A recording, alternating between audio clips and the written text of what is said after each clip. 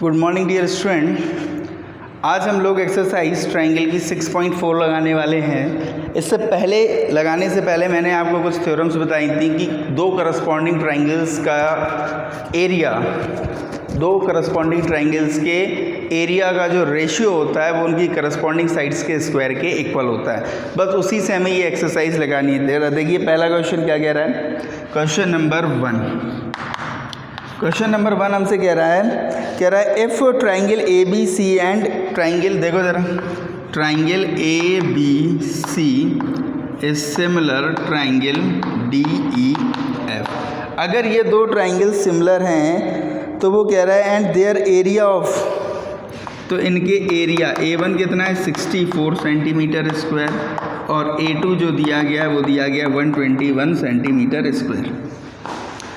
आगे वो हमसे पूछ रहा है EF।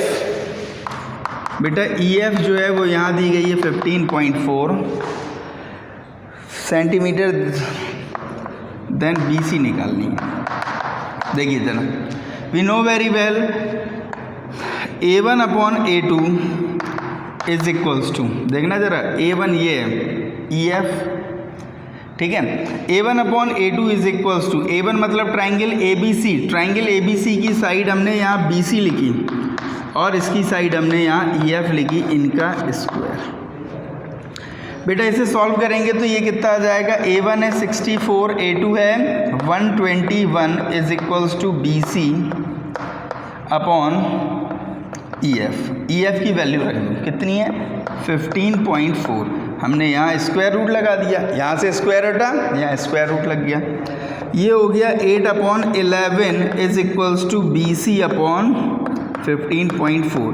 बेटा इसका क्रॉस मल्टीप्लाई करेंगे, हमने यहाँ लिखा BC is equals to 8 into 15.4 upon 11, point हटा दिया हमने, 10 लगा दिया, 11 1 जा 11, 11 4 जा, ठीक है। फिर हमने इसे कैंसिल किया, 2 छोड़ो जाए, इसे कैंसिल आ गया 112 अपॉन 10, इट इज़ 11.2 सेंटीमीटर, ये आ गया हमारा, ठीक है। तो हमने यहाँ पे क्या यूज़ किया, हमने यहाँ पे केवल इतना यूज़ किया कि करस्पॉन्डिंग ट्राइंगल्स के ratio, corresponding area of corresponding ratio of the corresponding triangle is equals to corresponding sides का स्क्वायर, ठीक है ना। आगे देखिए ज़रा, क्वेश्चन नंबर 1 के बाद क्वेश्चन नंबर 2 देखिए ज़रा। क्वेश्चन नंबर 2 में क्या कह रहा है हमसे, क्वेश्चन नंबर 2 में कह रहा है diagonal of a trapezium ABCD। हमने यहाँ क्वेश्चन नंबर 2 लिखा, ये ABCD है, ये A है, ये B है, ये C है, ये D है।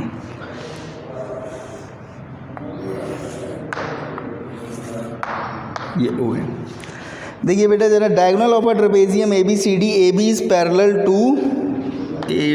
पैरेलल टू CD, ये पैरेलल हो गई।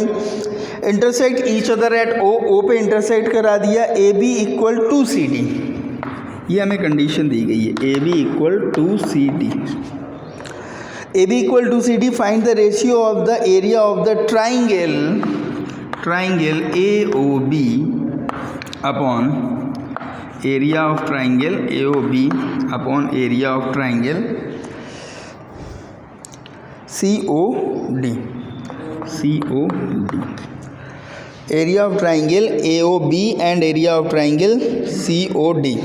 तो इसके लिए हमें क्या करना पड़ेगा, हमें सबसे पहले AOB और COD ये दो ट्राइंगल दिए गए हैं, इन दोनों ट्राइंगल को सिमिलर करना पड़ेगा। क्या करना पड़ेगा, सिमिलर। जब तक ट्राइंगल सिमिलर नहीं होंगे तब तक उनके करस्पॉन्डिंग एरियाज़ का रेशियो जो होता है उनकी करस्पॉन्डिंग साइड्स के स्क्वायर के इक्वल नहीं होगा। मैंने ये जो थ्योरम बताई थी आपको कि उनके करस्पॉन्डिंग साइड्स मतलब करस्पॉन्डिंग एरिया का रेशियो उनकी करस्पॉन्डिंग साइड्स के स्क्वायर के इक्वल होगा। वो कब होगा, जब वो दोनों ट्राइंगल सिमिलर होंगे।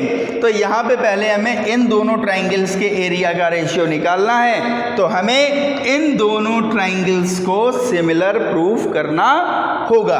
तो हमने यहाँ लिखा in triangle AOB and triangle DOC AOB COD हमने ये दो ट्राइंगल लिए, इन दोनों ट्राइंगल्स को हमने सिमिलर करना है। तो देखिए ज़रा, हमने यहाँ सबसे पहले लिखा AB is parallel to CD। AB अगर CD के पैरेलल है, कॉमा लगा के लिखा मैंने AC is a transversal. Transversal, अगर AC बेटा ट्रांसवर्सल है तो ये एंगल 1 एंगल 2 के इक्वल होगा, एंगल 1 एंगल 2 के इक्वल होगा, क्योंकि ये अल्टरनेट एंगल हैं।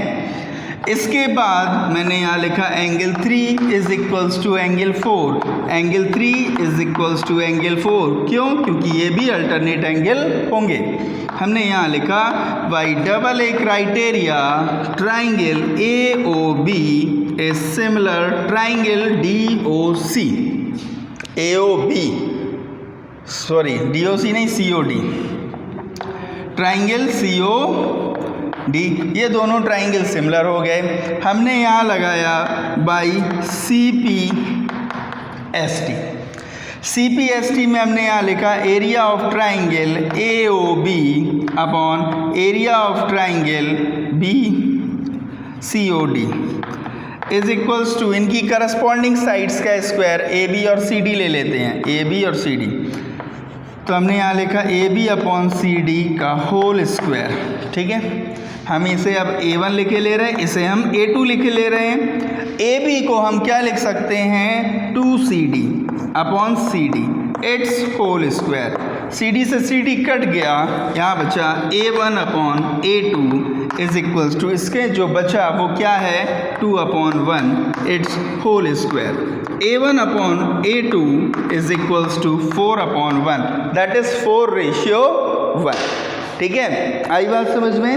इसके बाद देखिए question number next, question number 3 भी सेम है, ऐसा ही देख लीजिए। फिर भी क्वेश्चन नंबर 3 में हमें करना क्या है,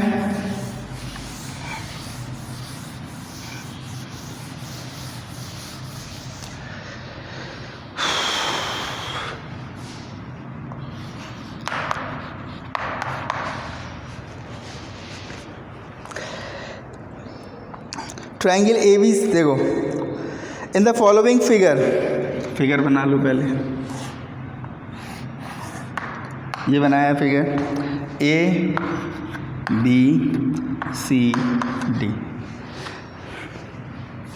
दोनों डायगोनल बना लिए। ABCD, area of triangle ABC, हमें यहाँ पे प्रूफ करना है area of triangle ABC upon area of triangle DBC is equals to AO upon DO, AO upon DO, बस AO अपॉन DO करना है, AO अपॉन DO। सुनो, इसमें हमें एक छोटी सी कंस्ट्रक्शन करनी पड़ेगी। वो कंस्ट्रक्शन देखिए ज़रा क्या है। हमने यहाँ से इस पर एक परपेंडिकुलर ड्रॉ किया, और बेटा हमने यहाँ से एक इस पर परपेंडिकुलर ड्रॉ किया। ये दो हमने परपेंडिकुलर्स ड्रॉ किए। तो जब हमने इन्हें परपेंडिकुलर ड्रॉ किए तो ये P लिख लिया, ये Q लिख लिया। अब हम देखिए ज़रा क्या करेंगे। हमने इनमें दोनों में परपेंडिकुलर्स, ये हमने गलत जगह परपेंडिकुलर ड्रॉ कर दिया, इसकी जगह तुम यहाँ करो परपेंडिकुलर, ये P ये Q, ठीक है। अब हम ये दो छोटे छोटे ट्राइंगल क्या करने वाले हैं, सिमिलर करने वाले हैं। हमने यहाँ लिखा in triangle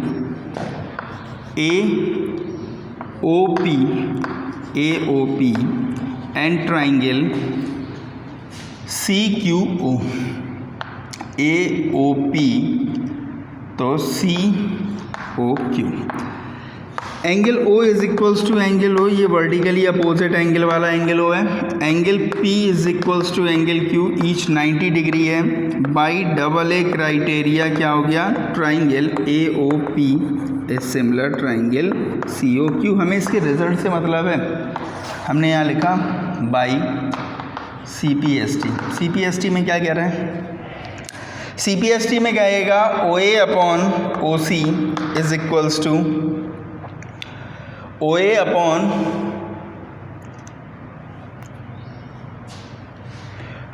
OA upon OC is equals to OP upon OD, OP upon OD, OP upon OD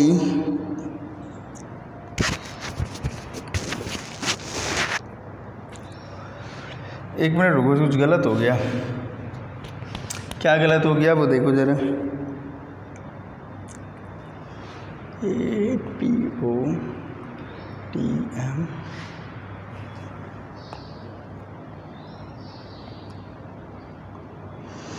सही है, ये गलत लिखा है। AOP is equals to C, AOP ये वाला एंगल इस वाले एंगल के इक्वल होगा COQ, OA अपॉन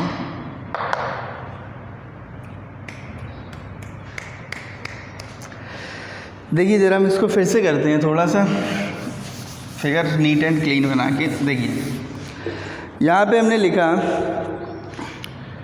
ये एक हमारा फिगर जो गिवन है वो हमने ये बनाया।